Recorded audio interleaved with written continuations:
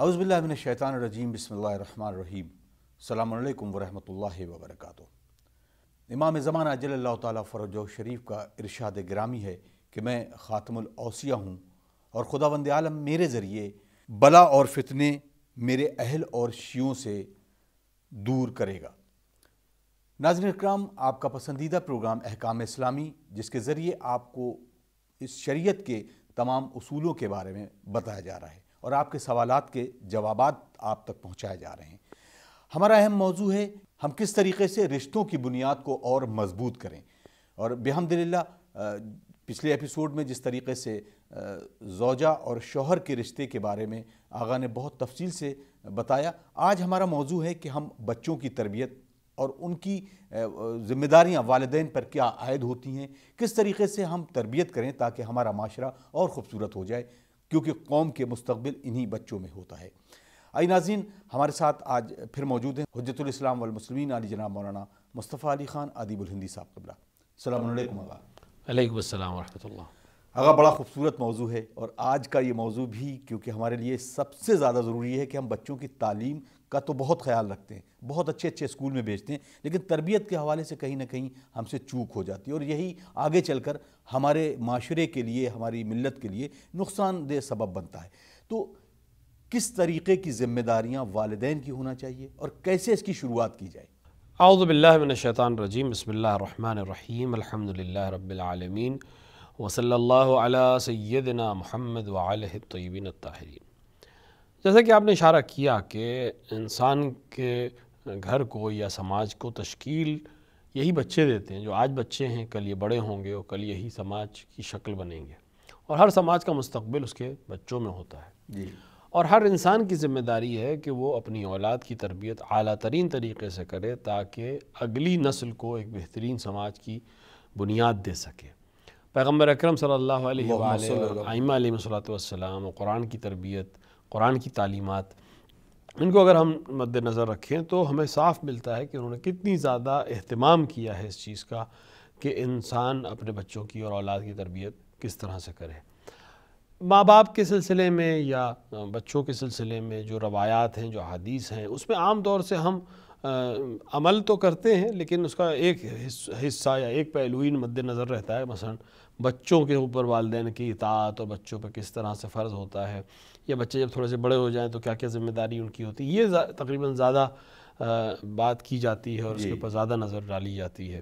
لیکن خود باپ کی کیا ذمہ داری ہے بچے کے سلسلے سے، یا ماں کی کیا ذمہ داری ہے بچے کے سلسلے سے؟ ماں جو اتنا مقام ماں کو دیا جا رہا ہے تو اس کی ذمہ داری بھی اسی طرح ہوگی، باپ کو جو اتنا مقام دیا جا رہا ہے اس کی ذمہ داری بھی اسی طرح ہوگی، کیونکہ جیسے ہی آپ کو کوئی مقام ملے گا آپ کی ذمہ داری بھی اپنے آپ بڑھ جائے گی۔ بے شک۔ تو ماں کی ذمہ داری اور باپ کی ذمہ داری بچوں کی تربیت کرنا ہے۔ تعلیم اور تربیت، پہلے اصل میں یہ دونوں لفظ ایک مانے جاتے تھے کیونکہ تعلیم اور تربیت ایک ساتھ ہوتی تھی، جی، لیکن اب صرف تعلیم پر زور ہے، کمپٹیشن کے اوپر زور ہے، بڑے بڑے کالجز میں یا بڑے بڑے انسٹیٹیوٹس میں کس طرح سے ہائی رینکنگ پوزیشنز حاصل کر سکیں اور کس طرح سے اپنے آپ کو اس کمپٹیشن کی دنیا میں آگے لے جا سکیں۔ اس وجہ سے ماں باپ کا پورا فوکس اس پہ رہتا ہے کہ بچے اچھے جہاں پڑھیں، ان کے ٹیوشنز کے لیے انتظام کیا جائے، ان کے لیے اپلیکیشنز لی جائیں۔ آج کے دور میں مثال کے طور کے اوپر آن لائن کلاسز کا سسٹم کیا جائے، آن لائن پڑھائی کا سسٹم کیا جائے، کسی بھی طرح اس کمپٹیشن کو وہ بیٹ کر سکیں جو آج کے معاشرے کا ایک مسئلہ ہے۔ لیکن اس میں ایک چیز جو بہت اہم تھی وہ تھی تربیت، جو پیچھے چھوٹتی چلی گئی۔ جی، تربیت کا اصل مادہ جو ہے وہ ہے انسان کس طرح سے پروان چڑھائے اور کس طرح اس کو آداب سکھائے، کس طرح اس کو ان چیزوں کی تعلیم دے جس کی تعلیم شاید اسکول میں یا کالج میں اس طرح سے نہیں دی جائے گی، اور اگر اسکول اور کالج میں دی بھی جائے گی تب بھی اس کا اثر یا اس کے بچے کے لیے جو اس کا اثر ہے یا بچے کے لیے جو اس کی قبولیت ہے وہ گھر پہ بہت زیادہ ڈپینڈ کرتا ہے۔ جی، کیونکہ اگر گھر میں وہ انسان تربیت نہیں پا رہا ہے تو اسکول میں جتنی بھی تعلیم حاصل کر لے اس تعلیم کو صحیح ڈائریکشن میں لے جانا اس کے لیے بہت مشکل ہوگا۔ ایک انسان کے پاس اگر علم ہے لیکن ادب نہیں ہے تو بہت ممکن ہے کہ یہ علم اس کے لیے اور سماج کے لیے نقصان دہ ہو جائے۔ ادب ہے، اخلاق ہے، دین ہے تو اس کا یہ علم فائدہ مند ہو سکتا ہے۔ اور تبھی صحیح معنوں میں انسانوں کو اور معاشرے کو اس سے فائدہ حاصل ہوگا۔ تربیت کی سب سے پہلی جگہ ہی ماں ہے، اور اسی لیے ماں کا سب سے زیادہ اہتمام ہے اور ماں کا سب سے زیادہ احترام ہے اور سب سے زیادہ مقام دیا گیا ہے، لیکن ماں کی ذمہ داری بہت زیادہ ہے۔ آپ اگر پرانے ہمارے لوگ جو ہمارے پروگرام کو دیکھ رہے ہوں گے، اور ہم لوگ سے پہلے کا جو دور ہے، اگر اس کے افراد جو فتویٰ ہمارے پروگرام کو دیکھ رہے ہیں اور اس کی تائید کریں گے ہماری اس بات کی، ہماری مائیں بہنیں جو ہم سے بڑی ہیں انہوں نے اس دور کو بھی دیکھا ہوگا کہ حمل کے ہی زمانے سے ماں کے سلسلے میں لوگ تاکید کر دیتے تھے کہ اچھی باتیں کریں، اچھی باتیں سنیں، اچھی تصویریں دیکھیں، اچھی غذا کھائیں۔ اس کا مطلب تھا کہ بزرگ جانتے تھے کہ اسی دور سے، یعنی جب ابھی جنین پرورش پا رہا ہے شکم مادر میں، رحم مادر میں، تبھی اس کو بہت کچھ ماں سے ملنے لگے گا۔ بس ہے کہ جب وہ دنیا میں آ جائے گا اور ماں کی آغوش میں رہے گا اور ماں اسے جو کچھ سیکھے گا وہ اسی حال میں شروع ہو جائے گا۔ سسٹم ہی یہی ہے کہ وہ جسم سے صرف غذا نہیں لے رہا ہے بلکہ تربیت بھی لے رہا ہے، آداب بھی لے رہا ہے۔ اسی لیے علماء کی تعریف ہمیں ملتا ہے کہ مثلا ان کی والدین نے ان کی پیدائش سے پہلے یہ اہتمام کیا تھا کہ مثلا ماں ہمیشہ باوضو رہتی تھی، اکثر قرآن کی تلاوت کرتی تھی، یا دودھ پلاتے وقت، جس زمانے میں پیدا ہو گیا دودھ پلاتے وقت باوضو رہنا، قرآن کی تلاوت کرنا۔ میں ایک سوال میرے ذہن میں بہت تیزی سے آیا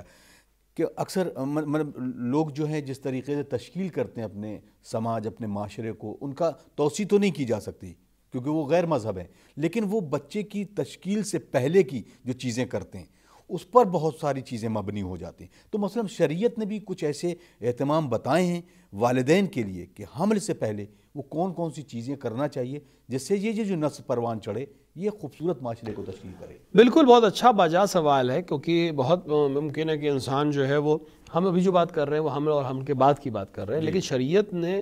چونکہ نطفے سے ہی اثر آنا شروع ہو جائے گا، لہٰذا اس سے پہلے سے ہی شریعت نے احکامات کو جاری کیا ہے۔ اگر انسان کن ایام میں مباشرت کرے، کن ایام مباشرت نہ کرے، کب ترک کرے، مباشرت سے پہلے کون سی دعا پڑھے، اگر اولاد طلب کرنا چاہتا ہے تو اس سے پہلے باوضو ہو کے دعا کر کے، تمام اس عمل کو شریعت نے بیان کیا ہے۔ دعا کے ساتھ ہے، نماز کے ساتھ ہے، ذکر کے ساتھ ہے، توکل علی اللہ کے ساتھ ہے، باوضو ہو کر ہے، وقت کا خیال رکھنا ہے، ساعات کا خیال رکھنا ہے، قمر در اقرب وغیرہ اس طرح کے جو مسائل ہوتے ہیں نجومی لحاظ سے ان کا خیال رکھنا ہے۔ ان تمام چیزوں کا خیال جو ہمارے بزرگ رکھا کرتے تھے، لیکن اب تقریباً ہر چیز کی پلاننگ ہوتی ہے، بس اسی چیز کی پلاننگ نہیں ہوتی۔ تو اس کو پلان کرنا جب شریعت نے بتایا ہے تو اس کے اوپر عمل کرنا چاہیے۔ مثلا کون سے دن یا کون سی راتیں ہیں جو مناسب نہیں ہیں حمل کے لیے یا مباشرت کے لیے، خصوصاً اگر بچہ کو حاصل کرنے کی کوشش کی جا رہی ہے، ان چیز کے اوپر دھیان دینا بہت ضروری ہے۔ اسی طرح غسل کے مسائل ہیں، صحیح طریقے سے غسل کو انجام دینا انسان کو آنا چاہیے۔ زوجہ کی پاکیزگی کے مسائل ہیں، اس کی پاکیزگی کا خیال رکھنا چاہیے، اس کی ذہنی کیفیت کا خیال رکھنا چاہیے کہ کس ذہنی کیفیت میں وہ اس وقت ہے، اس کی کیفیت کا اندازہ لگانے کے بعد ہی کوئی مباشرت کا فعل انجام دیا جائے، کیونکہ ممکن ہے کہ اس کی ذہنی کیفیت اس کے لیے اگر نہ ہو تو بعد میں یہ کیفیت اس بچے میں، اس جنین میں بھی منتقل ہو سکتی ہے اگر حمل واقع ہو جائے۔ اسی طرح باپ کے لیے روایات میں ہے اور تاکید بھی ہے کہ اگر انسان سفر سے لوٹ کر آئے، رات میں دیر رات پہنچے تو اپنے گھر نہ جائے، اور اس کی شاید وجہ یہی تھی کہ ایک دم سے گھر میں پہنچے گا، ہر ایک گھبراہٹ ہو سکتی ہے اور بھی مسائل ہو سکتے ہیں، تو اس میں یہ اضطراب جو انسان کے اندر پایا جاتا ہے، یہ گھر پہنچتے وقت ایک دم سے جو انسان کے اندر اضطراب ہوتا ہے، اس کو تھوڑا سا آرام مل جائے۔ اسی طرح تو کام کے بعد انسان جب گھر لوٹ کے آتا ہے، اپنے گھر سے باہر سے گھر آتا ہے، تو اضطراب ختم ہونے کے بعد ہی اس طرح کے مسائل کے اوپر غور و فکر کے ساتھ اور پلان کے ساتھ،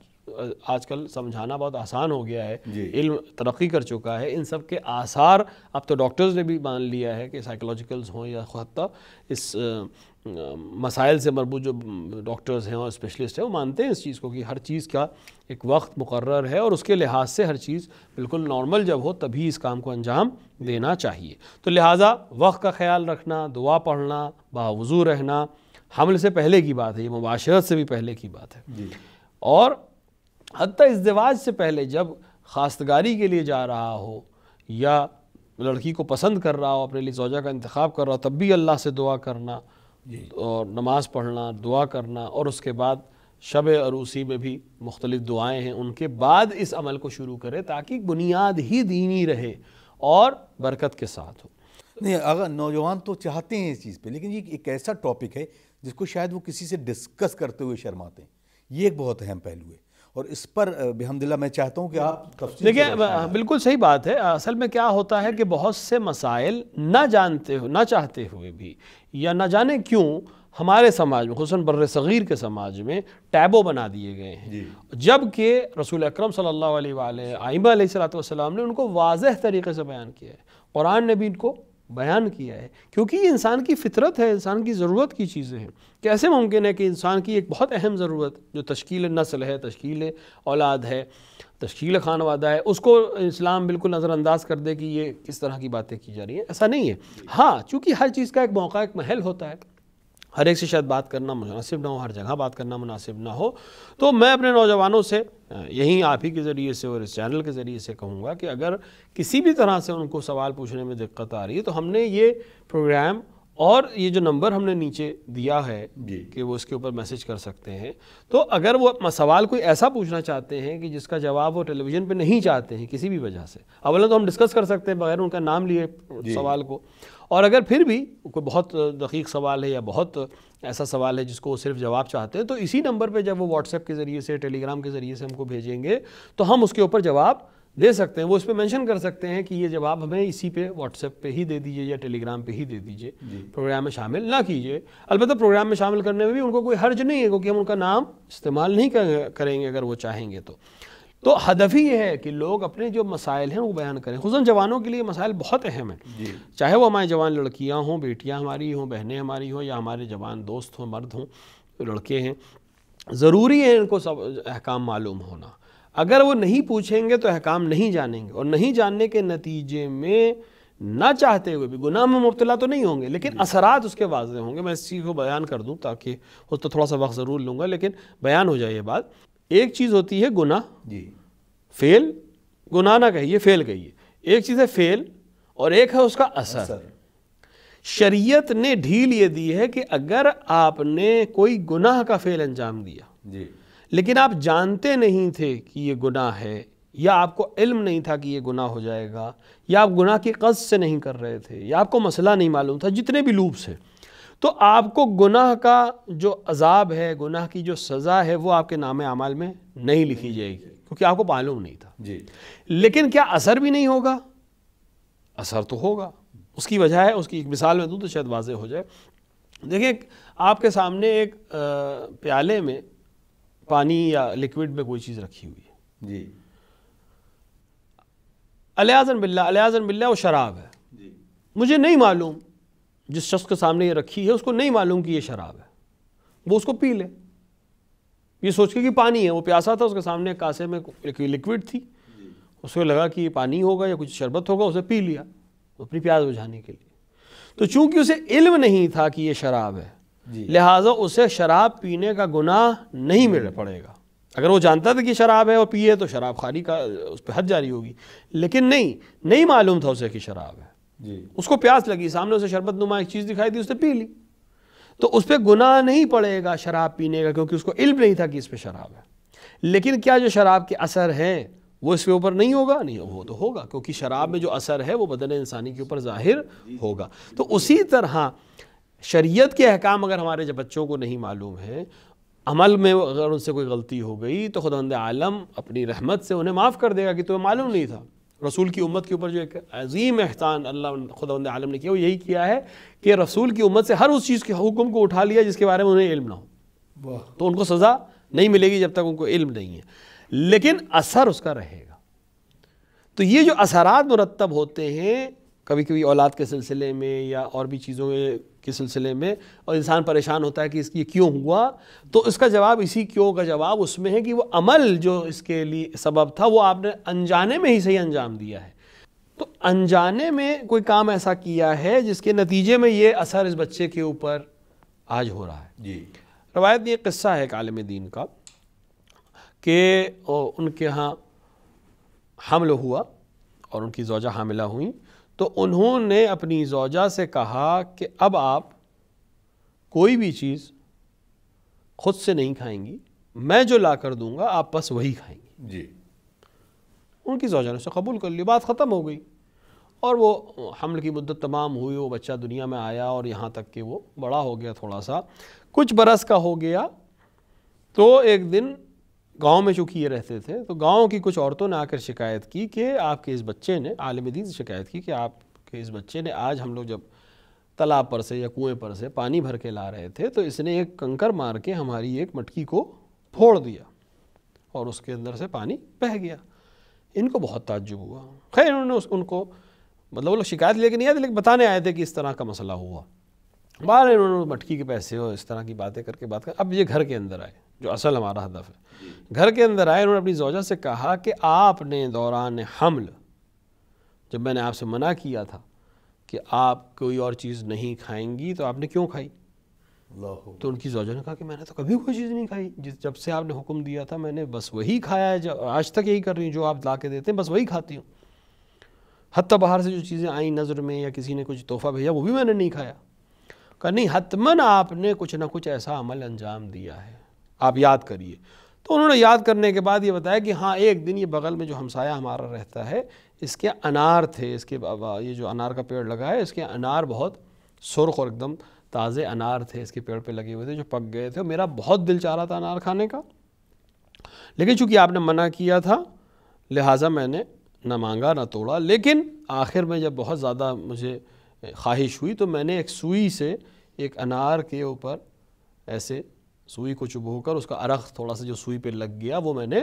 چوس لیا۔ انہوں نے کہا یہ جو آپ نے اس دن بغیر اجازت کے یہ کام انجام دیا اور بغیر مجھے بتائے یہ کام انجام دیا، اس کا اثر ہے جو اس بچے نے آج اس خاتون کی مٹکی کو، پانی کی مٹکی کو یا مٹکے کو توڑ دیا ہے، یہ اس کا اثر ہے۔ تو یہ مقدس اردبیلی کا قصہ ہے کہ مقدس اردبیلی کے والدین نے کتنی کوشش کی تھی اور اتنی کوشش کے نتیجے میں پھر مقدس اردبیلی جیسی شخصیت دنیا میں آتی ہے۔ تو ایک سوئی جو ہمسائے کے انار کے درخت میں یا انار کے پھل میں چبوئی جائے اور اس کا عرق صرف چوسا جائے، اس کا اثر اتنا زیادہ ہے۔ تو آج کے ماحول میں جب ہمیں غذا معلوم نہیں ہے کہ کتنی حلال کھا رہے ہیں اور کتنی حرام کھا رہے ہیں، ٹھیک ہے حلال حرام چونکہ علم اگر نہیں ہے تو ہم پر شرعی حکم نہیں آئے گا، لیکن اثر مرتب ہوگا، لہٰذا ہمیں بہت زیادہ خیال رکھنے کی ضرورت ہے کہ جن چیزوں کا علم نہیں اس کی تو بات ختم ہے، لیکن کم سے کم جن کا علم ہے اور جن چیزوں کے اثرات ہیں، خصوصاً یہ جو معاشرت کے احکامات ہیں اور ازدواج کے احکامات ہیں، اس کے کمی اور زیادتی، ان کو کم سے کم ہم جان لیں سمجھ لیں تاکہ ہم ایک بہترین معاشرے کی تربیت کر سکیں۔ اگر بہت خوبصورت اور بحمدللہ یہ ہماری تربیت اور تعلیم کا سلسلہ ہے کہ جو ایسے شروع ہوتا ہے۔ میرا ایک سوال یہ بھی ہے کہ کس طریقے سے جیسے ہم تلاش کرتے ہیں، شاید پہلے بھی میں نے سوال کیا ہے کہ ایک اپنے لیے زوجہ مت تلاش ہو بلکہ اپنے ہونے والے بچوں کی ماں کو تلاش ہو، تو جب بھی ہم لوگ اس طرح سے جاتے ہیں تو کون کون سی شرائط جو ہے وہ اسلام نے یا شریعت نے ہمیں بتائی ہیں کہ جس سے ایک خاتون جو ہے ایک بہترین خاتون گھر میں آئے ایک زوجہ کی شکل میں؟ دیکھیے سب سے پہلی چیز جو شریعت نے تاکید کی ہے اپنے لیے، انہوں نے کہا ہے کہ مومن اور مومنہ ایک دوسرے کے لیے کفو ہیں۔ جی، تو پہلی چیز جو تلاش ہونی چاہیے کہ مومنہ ہے کہ نہیں ہے، یعنی نماز اور روزہ اور خمس ان تمام جو احکامات ہیں ان کی پابند ہے یہ لڑکی یا نہیں۔ جی، جس کو بھی آپ ازدواج کرنا چاہ رہے ہیں، یا اس کا برعکس بھی ہے، یعنی اگر خاتون کسی فرد کا کرائٹیریا دیکھ رہی ہے، اس کا بایو ڈاٹا دیکھ رہی ہے، تو بایو ڈاٹا میں سب کچھ لکھا ہوتا ہے سوائے اس کے کہ وہ کتنا با ایمان ہے اور کس طرح سے مومن ہے یا نہیں ہے، کس حد تک ہے۔ اس چیز کو پہلے بیس بنائیں، جی، باقی چیزوں کو بعد میں رکھیں، کیونکہ اگر یہ بیس صحیح ہو گئی تو باقی چیزیں اگر اس میں کچھ کمی زیادتی ہے تو ایمان کی مضبوطی کی وجہ سے وہ ٹھیک کی جا سکتی ہے، لیکن اگر ایمان میں کمی رہی تو باقی چیزیں بہت اچھی اگر ہیں بھی تب بھی وہ کل کسی بھی وجہ سے خراب ہو سکتی ہیں۔ ایک انسان پیسے والا ہے، خوبصورت ہے، لیکن با ایمان نہیں ہے، کل ممکن ہے کسی اور چیز کے لیے، کسی اور غرض کے لیے، کسی اور خاتون کے لیے آپ کو چھوڑ کر چلا جائے، جی، کیونکہ اس کے پاس پیسہ ہے، اس کے پاس حسن ہے، اور اس کے پاس کسی طرح کی کوئی کمی نہیں ہے۔ آپ نے سوچا کہ اس کے ساتھ زندگی گزاریں گے، آپ نے بیس پیسے کو بنایا، خوبصورتی کو بنایا، ایمان کو بیس نہیں بنایا۔ ایمان اور دین ہوتا تو وہ اپنی زوجہ کو اس طرح سے دھوکہ نہیں دیتا۔ امکان کی بات کر رہا ہوں، جی، اس کا برعکس بھی ممکن ہے دوسری طرف سے، اور ہوتا ہے سماج میں آج کی ہر دن حقیقت ہے، بیان نہ کرنے سے حقیقت چھپتی نہیں ہے، بیان کرنا چاہیے تاکہ لوگوں کو اور زیادہ اس میں احتیاط کرنے کی ضرورت ہے۔ لہٰذا پہلی چیز تو ایمان ہے، مومن ہونا سب سے بڑی دلیل ہے اور سب سے بڑی شرط ہے، اور اس کے ساتھ ساتھ اس کے رکھ رکھاؤ، اس کا چلنا، اس کا بیٹھنا، اس کا اپنے والدین کے سلسلے میں رائے مشورہ یا ان کے والدین کے گھر میں کس طرح سے رہنا. اب ہمارے معاشرے میں ایک بہت اچھا کرائٹیریا یہ بنایا گیا ہے کہ مثال کے طور پر جب بھی کوئی خاتون اپنے لیے بہو تلاشتی ہے، سب سے پہلے وہ کوشش کرتی ہے کہ بھئی ہمارے گھر کی عزتداری دیکھ پائے گی کہ نہیں دیکھ پائے گی. تو یہ ایک اچھا کرائٹیریا ہے کہ جو آدمی مومن ہوگا وہی عزتداری سید الشہداء علیہ السلام انجام دے سکتا ہے. لیکن جسی طرح ہم نے اس کو کرائٹیریا بنایا ہے اسی طرح ہم دیگر چیزوں کو بھی کرائٹیریا بنائیں کہ وہ صوم صلات کی پابند ہے نہیں ہے، تربیت کس طرح سے ہوئی، کس ماحول میں اس نے تربیت پائی ہے. جزاک اللہ. آگا وقت بالکل تمام ہو چلا ہے. انشاءاللہ اس ڈسکشن کو اور آگے بھی ہم تفصیل سے بھی آپ سے ضرور جانیں گے. ناظرین، آپ دیکھ رہے ہیں پروگرام احکام اسلامی اور بہت سارے سوالات ہیں، انشاءاللہ اگلے ایپیسوڈ میں اس کو ضرور ڈسکس کریں گے. تب تک کے لیے ہمیں اجازت دیجیے. والسلام علیکم ورحمۃ اللہ وبرکاتہ.